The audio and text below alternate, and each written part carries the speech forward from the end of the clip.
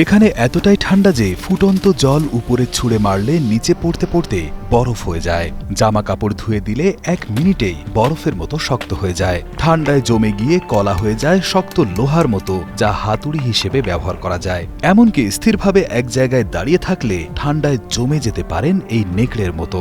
গাড়ির স্টার্ট বন্ধ করলে কয়েক মিনিটেই ইঞ্জিন জমে গিয়ে বিকল হয়ে যায়। এই স্থানের তাপমাত্রা কখনো কখনো -71 ডিগ্রিতেও চলে যায়।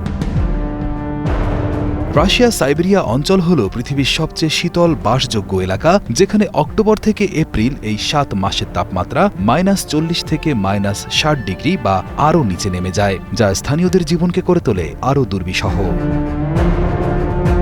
এই চরম ঠান্ডায় টিকে থাকতে স্থানীয় বাসিন্দারা ব্যবহার করেন কেন্দ্রীয় হিটিং সিস্টেম। কয়লা চালিত বয়লার থেকে তাপ পৌঁছে দেওয়া হয় প্রতিটি বাড়িতে। অতিরিক্ত ঠান্ডার কারণে এই অঞ্চলে শাকসবজির চাষ সম্ভব হয় না, ফলে মাছ ধরাই স্থানীয়দের প্রধান পেশা।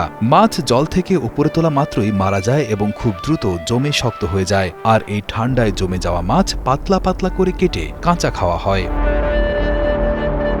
মলমূত্র ত্যাগের জন্য ঘরের ভেতরে কোনো বাথরুম না রেখে বসবাসের স্থান থেকে একটু দূরে রাখা হয়।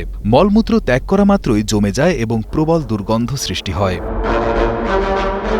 খাওয়ার জলের জন্য এক প্রকার যুদ্ধই করতে হয়। প্রথমে পরিষ্কার বরফ কেটে তা সংগ্রহ করতে হয় এবং তারপর বরফ গলিয়ে খাওয়ার উপযোগী করা হয়। ওমিয়াকনের বাসিন্দারা সপ্তাহে মাত্র একবার গোসল করে। গোসলের এই পুরো প্রক্রিয়া সম্পূর্ণ করতে সময় লাগে 4 থেকে 5 ঘন্টা।